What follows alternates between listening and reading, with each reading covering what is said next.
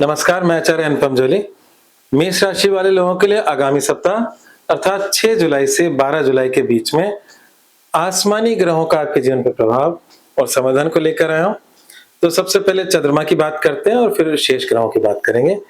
चंद्रमा का सफर इस हफ्ते कुंभ राशि से लेकर वृषभ राशि तक रहेगा, जो कि आपकी राशि से 11वें से लेकर द्वितीय भाव तक उसका संचरण रहेगा।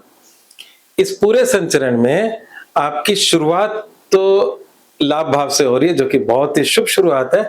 पर दिक्कत यह है कि सुबह 9:57 पे चंद्रमा शिफ्ट होके आपकी वायु राशि में चले जाएगा। 8 जुलाई दोपहर 4 बजे तक रहेगा। तो ये हम कह सकते हैं कि 6 से 8 जुलाई का जो समय है टेंटेटिव, ये थोड़ा सा आपकी मानसिक चिंताओं को बढ़ाने वाला है।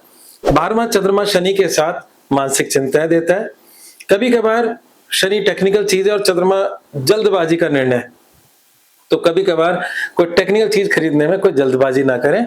कई बार गलत निर्णय हो जाता है और हमारा पैसा चले जाता है, क्योंकि 12वां घर व्यर्थ के खर्चों का भी हो सकता है, क्योंकि शनि और चंद्रमा की वहां युति है।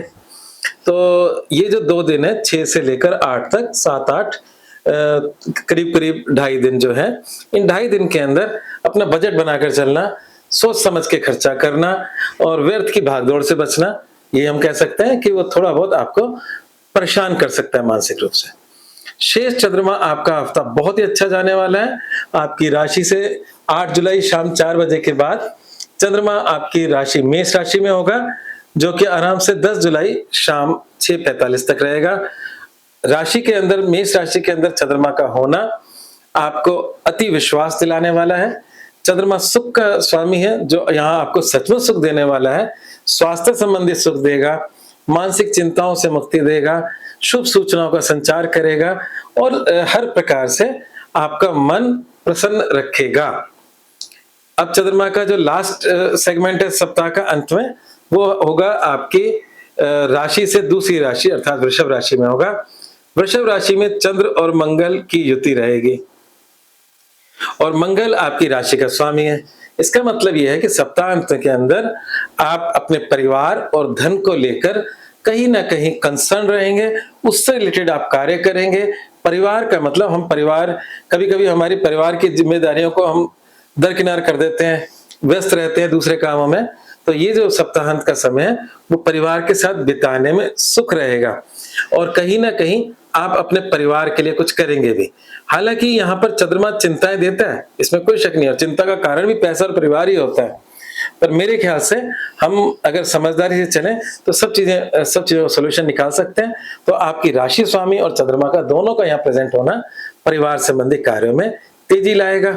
अब बाकी ग्रहों की बात करें तो और कौन सा ग्रह इस हफ्ते चेंज हो रहा है, तो वो है बुध, जो हो गया वक्री और जो था आपकी राशि से चतुर्थ में। और चतुर्थ राशि के अंदर वक्री बुध मेष राशि के अंदर शुभ नहीं होता और मतलब शुभ नहीं होता और कष्टकारी होता है। वो भी एक मानसिक तनाव का ही कारण बनता है। तो अच्छी बात यह है कि वक्री होकर बुध 7 तारीख को 10:47 में मिथुन राशि में वापस लौट जाएंगे। और मिथुन राशि में लौटने का मतलब है कि कर्क राशि वाले लोगों के लिए सुखद समय शुरू होना बुध के लिहाज से। मैंने पहले चंद्रमा के लिहाज से बोला था, अब मैं बुध के लिहाज से बोल रहा हूं। तो बुध का 7 तारीख को तृतीय भाव में जाना या तृतीय राशि में जाना मेष राशि से आपके पराक्रम में वृद्धि करेगा, नए पुराने मित्रों से मिलवाएगा, सामाजिक कार्यों में योगदान बढ़ेगा और आपके लिए एक पराक्रम को बढ़ाने वाला साबित होगा। अपने छोटे भाई बहन से कुछ कनेक्शंस को बेहतर करने वाला, क्योंकि वहां सूर्य पहले से बैठे हैं। प्रेम के प्लेनेट जो है, मतलब प्रेम का प्लेनेट शुक्र होता है, पर आपकी राशि से प्रेम का जो भाव है 5वां, उसका स्वामी सूर्य तृतीय में पहले से बैठा। तो बुध और सूर्य की युति तृतीय भाव में मेष राशि के लिए अच्छी साबित होती है। अब बाकी पहलुओं को देखते हैं, जो ग्रह ऑलरेडी वहां है, जो बदलाव में नहीं है, उनसे क्या क्या प्रभाव आपके जीवन में पड़ रहे हैं। तो सबसे पहले शनि का आपकी राशि से 12वें होना, जो एक लंबे समय से निरंतर यहाँ है, मतलब ये 2.5 साल रहता है, तो एक लंबा समय निकल चुका है उसमें से। तो ये जो शनि है जो 7.5 का निर्माण कर रहा है, ये तो ठीक था, कोई बात नहीं। 7.5 जीवन में 30 साल में एक बार आती है। सभी मेष राशि वाले लोगों पर ये 7.5 चल रही है। परंतु आपके राशि स्वामी जो मंगल है वो द्वितीय में चले गए और शनि की दृष्टि उस पर है। तो कहीं ना कहीं मन और तन को शनि इस समय प्रभावित किए हुए हैं और उसकी वजह से कभी कभी डिस्टरबेंस, कभी कभी छोटा मोटा क्रोध और परेशानियां वो स्वास्थ्य संबंधी और मानसिक संबंधी दोनों ही हो सकती है। तो शनि के उपाय करें, उससे आपको लाभ मिलेगा। बाकी ग्रहों की स्थिति देखें तो राहु केतु यथावत है। शनि की हम चर्चा कर चुके हैं। बृहस्पति का परिवर्तन आपके जीवन में बहुत बहुत शुभ लाभकारी है और अभी यहीं रहने वाले हैं बृहस्पति आपके जीवन के अंदर कहीं ना कहीं जमीन, मकान, वाहन संबंधी कुछ अच्छी परिस्थितियां लेकर आएंगे, क्योंकि बृहस्पति खर्चे को भी एक्टिवेट किए हुए हैं और खर्चे को एक्टिवेट किए हुए हैं और बैठे आपके सुख भाव में है। तो कोई ऐसा खर्चा जो आपके सुख में वृद्धि करे, अर्थात जमीन, मकान, वाहन जैसी जीवन में कोई ना कोई चीजें आपके लाइफ में ला सकते हैं। तो इस समय के प्रयास वो भी लाभ दे सकते हैं। कुछ बृहस्पति की दृष्टि अष्टम भाव पर भी है।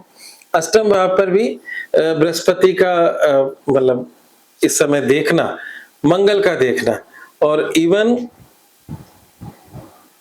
मंगल और बृहस्पति दोनों देख रहे हैं 8वें घर में। तो 8वां घर वैसे तो लॉसेस का होता है, लॉसेस को बढ़ाता है निश्चित रूप से, और मंगल की अपनी दृष्टि है, बृहस्पति की दृष्टि है, इसका मतलब उस घर का विस्तार हो रहा है। तो हमारे लॉसेस ना बढ़े, तो उसके लिए भी अगर हम देखें तो इसके जो अल्टरनेट्स क्या है, इसका पॉजिटिव पक्ष क्या है इस मतलब 8वें घर का, तो जो लोग रिसर्च ओरिएंटेड है उनके लिए 8वां घर अच्छा माना जाता है। दूसरी बात क्या है कि जो लोग गुप्त विद्याओं से, तंत्र मंत्र जैसी विद्याओं से जुड़े हुए हैं, उनके लिए विद्या प्राप्त करने का गोल्डन पीरियड है। मतलब कई बार होता है ना कि हम चाहते तो हैं पर हमें कोई रास्ता नहीं मिल रहा होता, कोई सही गाइड नहीं, शिक्षक नहीं मिल रहा होता, तो उसके लिए समय अच्छा है।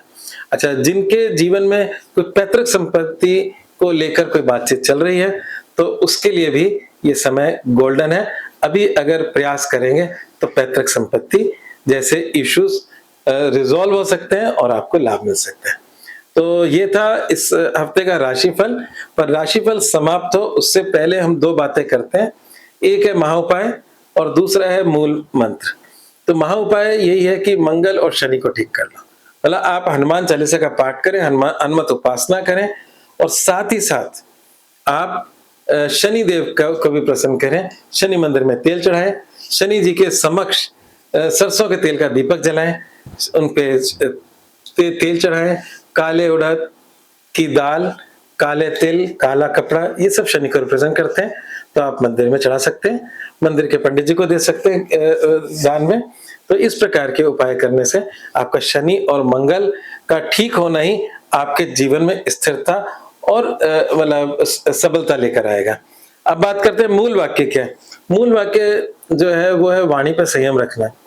जैसा मैंने कहा कि जो दूसरे घर में आपका मंगल बैठा है, हालांकि सप्ताहांत में चंद्रमा भी वहां पहुंच जाएगा, उसको शनि देख रहे हैं। दूसरा घर मैंने बताया था कि परिवार और धन का होता है, पर साथ में वाणी का भी होता है। और जब दो पापी ग्रह इस घर से जुड़ते हैं, खासकर मंगल के साथ कोई पापी ग्रह, तो मंगल बैठे हैं, शनि देख रहे हैं। ऐसे में सालों के अनुभव और तजुर्बे से कह रहा हूं, हमें हरदम शुभ बोलना चाहिए।